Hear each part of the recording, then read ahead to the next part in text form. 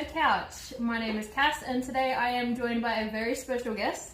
She is a makeup artist hailing from Brisbane, and she has 5 years of experience under her belt in everything from work in fashion and movie sets, and I am very excited to have her with us today. Andrea, thanks for joining us. That's all right, thanks for having me.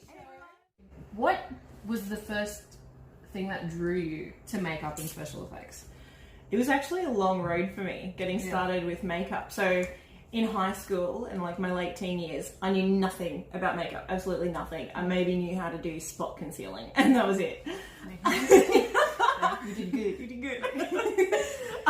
But I actually started out with theatre. So I've been performing for a really long time. I did a theatre degree and we'd have to do our own makeup for shows throughout our degree and everything. And I really enjoyed it. So after that course, just by chance, my beautiful mum, thanks mum, gifted me a little face painting kit for a Christmas present. Oh, cool. Just for fun. I've always liked painting. And she's like, maybe you'd like to paint a human. So I started mucking around with that and just like practicing on myself or my friends' nieces and, you know, friends, anyone who would let me paint them. And then, that just kept spiraling into makeup. So I got more and more into it. I helped out with other theatre shows that I was involved in with the makeup, and I was just like, this is great, this is fun. So I just took the plunge and said, okay, let's study it. Went and did the course, and it's one of the best things I've ever done. Yeah? Oh, that's cool. So it's always something that just kind of came naturally to you, the creative side. It was a bit of a natural progression. So, like I said, I've always enjoyed painting and drawing. I just didn't consider makeup as an avenue for a long time. But it's great. It's a deep, dark rabbit hole of fun. And I have been lucky enough to actually see Andrea in work. You did a pretty epic transformation on Erin, my co-host, who's not here today, the other day. Can you walk us through the creative process of planning a look like that? Is it something that you have to plan out step by step, or is it more of an organic method that just kind of comes to you? It can be a bit of both. So it all comes down to the individual person and how you like to work. Everyone has their own method. I find I'll get random ideas. I'll see a shape, like at the supermarket in the fruit and veggie section, I'll see a shape of a leaf or a colour or a particular texture on an animal that I really like, and I think, I'd love to incorporate that into a makeup. And sometimes that spark of inspiration won't even be involved in a design for months because I won't know the right character yet. So if I have to design for a production, you break down the character, you look at what's needed, a script will tell you pretty much everything you need to know. And then you could take, certain freedoms and liberties within that. You always have to, liaise with the director and the producer and work within the parameters that they envision. But for my own creation, sometimes it's just, I want to do a crazy mermaid or I want to really push myself with a prosthetic. So let's try an alien. There's no rules and no limits, and it can be a little daunting sometimes. Because you'll get flooded with ideas and but I just enjoy fleshing it out. I really enjoy the process. Cool. That was a brilliant answer. It's one of those funny answer but non-answers because it's not a definitive. You do A, B, C, D. It's like of course. You just find stuff that you think is cool and that works, and a lot of the time. It's trial and error sometimes. You'll have to play with different techniques or colours to see how they work together. And, even with special effects, you also have a double-edged sword in that because you do a lot of fashion shoots and glamour and beauty makeup as well. Is having the blended dynamic, do you think that's good for you, having special effects and then also being able to switch it up between that and beauty? I definitely think so. It's hard to work on both sides of the coin in the industry because films, as everyone knows, take a really long time to make.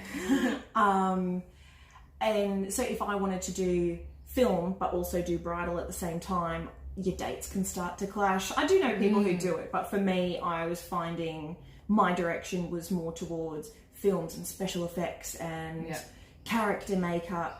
You still do plenty of natural beauty, natural no makeup makeups in film.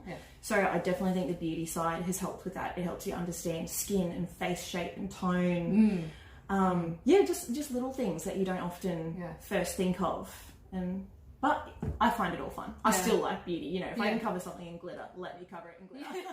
Okay, so you won't bring it up because you're really humble, but I won't shut up about it, and I think everyone else needs to know about it as well. You have worked on some awesome projects throughout your career, and I think my favourite to hear about, and that everyone else might want to hear about, is the fact that you have worked on the set of Pirates of the Caribbean. I have. The last one, it was the final film, not the first one.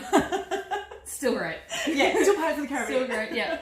And you also worked on a movie last year. It's yet to be released, but it had some pretty big names on it. Yeah, a few big Australian names in there. Yeah. So I won't say the name yet. You'll have to keep an eye out for the release. It's very exciting though.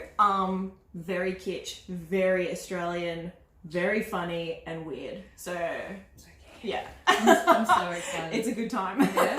Yeah. What is life like on a movie set as a makeup artist? Fill us in, because we're just mere mortals and we don't understand. Believe it or not, it's not glamorous. Damn. Yeah, I know. My dreams are shattered. No, it's not champagne bubbles and we look No. fabulous all the time. We often look the worst on set. Good, excellent. Yeah, so depending on what production you're on, short films can often be a little, I want to say easier, that's the wrong word to use, but you know, not as intense. They're short films, shorter period of time, usually shorter filming days sometimes. But on feature films, particularly the big sort of blockbusters, you can be there. You'll be the first one on set as makeup artist because you have to set everything up for your actor to come in. You have to have enough time to get their makeup done, which is all decided in pre-production. So you know what your timing needs to be. And then depending on what scenes they want to film that day and how extensive the makeup is will dictate how early you need to start. So on Pirates, I'd be starting at 1 or 2 in the morning in the middle of winter. Yeah. Oh my god. That was really strange because I'm a bit of a night owl. So going to bed at 5, 6 in the evening is Yeah. like Totally worth it though. so worth Totally it. worth it. Yeah, that's it. It's definitely not the sort of lifestyle for everyone, but it's really fun. Yeah. Like I enjoy it. I had a moment last year on the film that's coming out. It was 4 in the morning. I was standing in a cow paddock in pitch black darkness, surrounded by bugs, surrounded by cow pies. Beautiful. The funny thing was though, what was going through my head was just, I'm happy. Yeah. This beats a 9 to 5 any day for me. Like, this is great. Yeah. I was having fun. It does sound like a dream. Yeah, I know. Like, when you tell people that, they're like, really? You're not in, like, a glamorous makeup bus? Yeah. And we had a makeup bus. That was great. That was really fun. Yeah.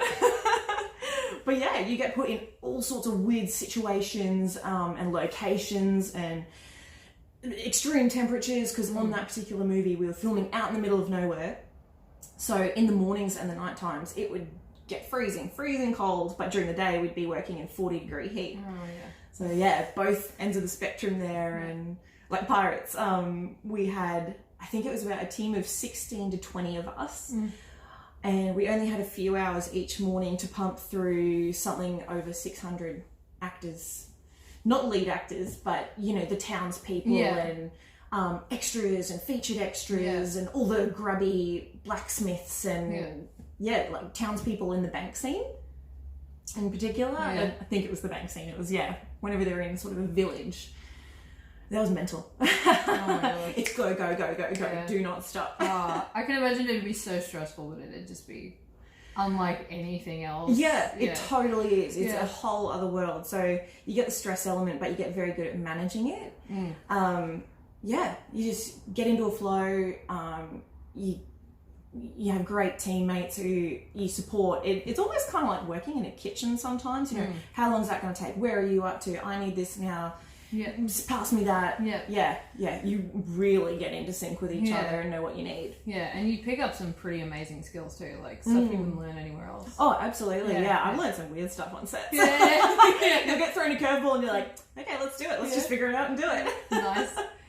Out of all of that as well, like if you can think back over your entire career so far, what would be your favorite look? Like just off the top of your head, your favorite creation, whether it's just a prosthetic piece or a full body look, or what would be the standout for you? Oh, one of them, there's two that always come to mind. One of them would have been it's a fairly recent creation. Oh, it's probably a year ago now. But it's one of the biggest ones I've ever done. It was a multi-piece prosthetic where I used my very patient cousin as my model. And I designed the character from scratch. So it's called a bloodhound. And it's essentially a demon that is part human, part dog. There's a lot of veins and muscle and bone coming through the face, and he's an assassin of the underworld, was the backstory. That's so cool. Yeah. I was like, I want something really like, you know. Okay, we're back. Technical difficulty. My phone died, and that's what I was recording on. So, we are using Andrew's phone. Thank you for that. That's fine. New camera. Fingers crossed it works. Fingers crossed. We're nearly That done. was the plan. We're nearly done anyway. So, you know, what projects do you have coming up in the next 6 months, actually? Is there anything you want to tell us? Yeah, a couple of things. So next 6 months, my plan is I'm going to work on a lot of my own personal stuff, photo shoots, sculptures, anything that takes my fancy. Cool. I also have a script idea in mind that I've been meaning to get onto paper for a while. So a bit of writing on the side. Yeah. I do have a short film coming up soon too that I'm doing the makeup for. That's exciting. Yeah, bits and pieces here and there, and more films will come up. It's like, poof, we're here. I'll be at Bundy Pop doing a bit of like a live demo sort of thing. I'm so excited for that.